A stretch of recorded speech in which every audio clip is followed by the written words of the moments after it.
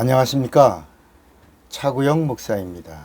오늘은 제사와 예배에 대하여 라는 제목으로 말씀을 나눌 때 함께 큰 은혜가 되시기를 바랍니다. 자, 제사라는 말이 나오죠. 제사 드린다, 예배 드린다. 이 비밀이 분명히 있죠. 그죠? 뭘까요? 제사라는 말과 예배라고 하는 말. 로마서 12장 1절에도 보면, 그러므로 형제들아, 내가 하나님의 모든 자비하심으로 너희를 권하노니 너희 몸을 하나님이 기뻐하시는 거룩한 산제사로 드리라. 이는 너희의 드릴 영적 예배니라 그랬습니다. 그러니까 짐승의 피를 가지고 드리는 제사가 있고 예수의 피를 의지하여 드리는 산제사가 있는데, 이것은 영적인 예배다, 이렇게 성경이 말씀합니다. 그러니까 제사와 예배를 알려면, 제사가 무엇이고 예배가 무엇인지 이 비밀을 알려면 구약과 신약의 비유와 실상의 비밀을 알면 이 제사와 예배의 이 의문부호가 풀려지는 것입니다.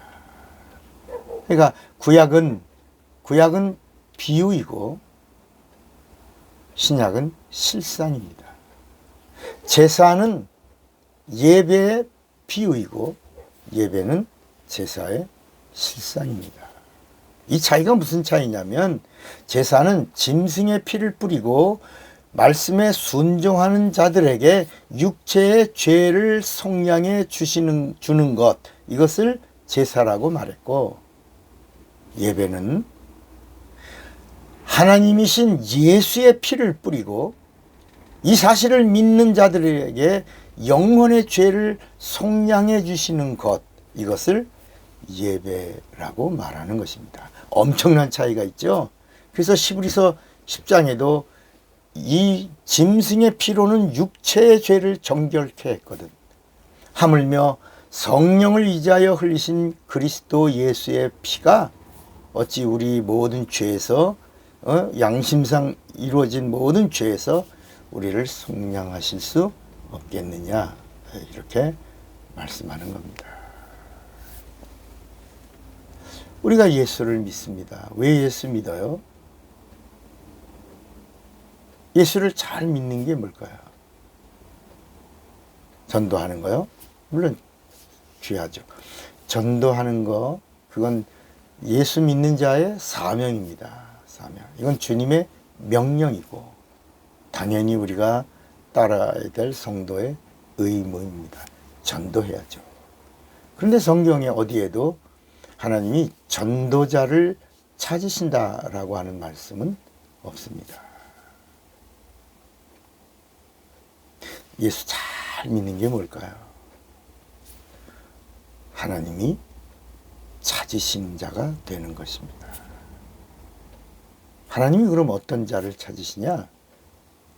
성경은 요한복음 4장 23절에 하나님은 예배자들을 찾으신다. 근데 어떤 예배자냐? 예배도 예배인데 참 예배자를 찾으신다.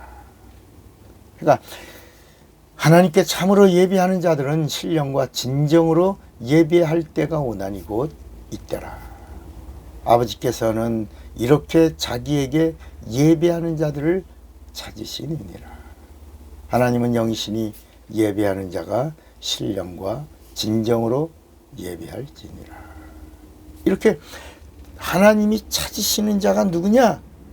예수 잘 믿는 사람이요, 예수 안에 거한 자요, 그리고 예수를 잘 믿는 자는 하나님을 신령과 진정으로 예배하는 참 예배자가 된다는 것입니다. 그러니까 예수를 믿으라고 전도해서 그 전도된 사람을, 어떤 사람을 만들어야 되냐? 하나님이 기뻐하시고 하나님이 찾으시는 예배자를 만드는 것이, 이것이 하나님의 의도라는 것입니다. 왜? 하나님은 전도자를 찾으신다, 봉사자를 찾으신다, 헌신자를 찾으신다, 이런 말씀은 성경에 없지만 하나님은 참으로 예배하는 자들을 찾으신다라고 했으니까 하나님이 찾으시는 자가 예수 잘 믿는 자요. 예수 잘 믿는 자가 하나님을 잘 참으로 예배하는 자. 성령, 신령이라고 하는 말은 성령으로, 진정이라고 하는 말은 진리의 말씀 안에서, 이렇게 이런 뜻을 가지고 있는 것입니다. 그러면 예배가 되려면, 예배가 뭐죠? 예배가 되려면 예배에는 네 가지 요소가 예배 속에 있습니다. 그 첫째가 찬양입니다. 예배 속에 찬양이 있죠. 그죠? 그 다음에 또 뭐가 있습니까? 기도가 있죠. 기도. 또 기도에는 이제 고백과 감사와, 그리고 영광 돌림과, 그리고 회개와, 그리고 결단이 있는 겁니다. 그죠? 그리고 자, 찬양이 있어요. 하나님께 드리는 기도가 있습니다. 그 다음에 말씀이 있습니다. 여기까지가 예배가 아니고 하나가 더 있어야 됩니다. 그게 바로 제사가 되려면 뭐가 있어야 되죠? 봉헌이 있어야 되는 거죠. 제물이 있어야 되는 것처럼 예배가 되려면 봉헌이 있어야 되는 겁니다. 이 봉헌이 11조와 헌물인 것입니다. 자, 1년에 우리가 교회가 하나님께 예배를 몇 번 드립니까? 1년에 53번 드립니다. 그죠? 성탄절 한 번 더 포함시켜서 예배는 53번 드립니다. 오늘날 사람들은 예배라는 단어를 너무 많이 남발해서 예배의 소중함이나 예배의 그 귀함을 잘 모르는 거죠. 시석시켜서 너무 많으니까. 그러니까 새벽에도 새벽 예배 아닙니다. 새벽 기도회입니다. 왜 그래요? 봉헌이 없기 때문입니다. 공식적으로. 물론 이제 감사함을 드리기도 하죠. 근데 공식적으로 찬양, 기도, 말씀, 봉헌이라고 하는 공식적인 그 절차로 합법적이죠.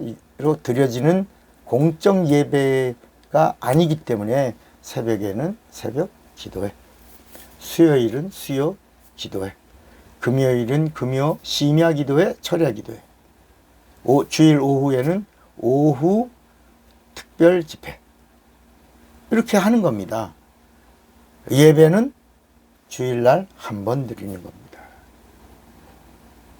그리고 그러다 보니까 예배가 많다 생각하니까 주일날 드리는 예배는 대예배, 다른 날 드리는 예배는 그럼 소예배입니까? 그런 거, 예배는 소대가 없습니다. 그냥 한 번 주일날 드리는 것입니다. 그래서 찬양이 있고 기도가 있고 말씀이 있는데 그 다음이 어떤 거가 있어요? 세미나도 있는 겁니다. 찬양이 있고 기도가 있고 목사님 말씀이 있는데 강습회도 있는 겁니다. 찬양이 있고 말씀이 있고 기도가 있는데 이것을 어떤 아버지 학교, 어머니 학교, 노인 학교, 무슨 노인대학, 이렇게 세미나와 강습회와 이런 특별 집회를 할 수 있는 것입니다. 그러나 예배는 아닙니다. 그래서 가정예배라고 할 때는 가정에는 찬양이 있고 기도가 있고 말씀이 있고 봉헌이 있기 때문에 가정예배입니다. 구역예배 이렇게 드리죠. 구역예배에도 찬양이 있고 기도가 있고 말씀이 있고 봉헌이 있기 때문에 구역예배를 드리는 겁니다. 교회에서 드리는 예배는 주일날 대예배, 소예배가 아닙니다. 한번 주일 예배를 드리는 것입니다. 이제부터 언어를 바꾸셔야 합니다. 그래서 그때 드리는 봉헌에서 11조는 표입니다. 표. 내 영이 하나님께 돌아온 표. 헌물은 내 마음이 하나님께 돌아온 표. 왜? 물질이 있는 곳에 내 마음이 있거든요.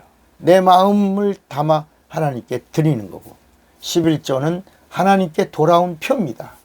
이게 말라기서 3장 10절에 11조가 뭡니까? 돌아온 표다. 내 영이 돌아온 표다. 누구에게? 하나님에게. 내가 예전에는 어땠는데? 내가 예전에는 마귀 자식이었는데 내가 하나님께 돌아왔어요. 나 하나님의 것이에요. 그리고 하나님 앞에 돌아온 표가 하나님의 것을 하나님께로. 이게 11조입니다. 내가 돌아왔으니 나를 관리해 주세요. 내가 하나님께 왔으니 나를 감시해 주세요. 내가 하나님께 왔으니 이제는 나에게 복을 주세요. 그 11조가 그렇게 귀한 겁니다. 헌물을 통하여 내 마음이 돌아왔어요. 그리고 육체를 드리면서 봉사하고 헌신하면서 하나님 앞에 내가 예배하면서 내 영이요, 내 마음이요, 내 육이요, 내 전부가 하나가 되어 하나님께 왔어요. 영과 혼과 육이 하나님 앞에 온전히 와서 나를 드려요 라고 할 때 그 예물과 함께 드리는 것은 내가 드려지는 겁니다. 이것이 산제사요 참 예배가 되는 것입니다. 하나님이 기뻐하시고 받으시는 산제사요 참 예배가 되는 거고, 참 예배자로 하나님 앞에 서는 것입니다. 이렇게 제사와 예배의 비밀을 알면 예배를 성공할 수 있는 겁니다. 예배 성공하시기 바랍니다. 차구영 목사입니다.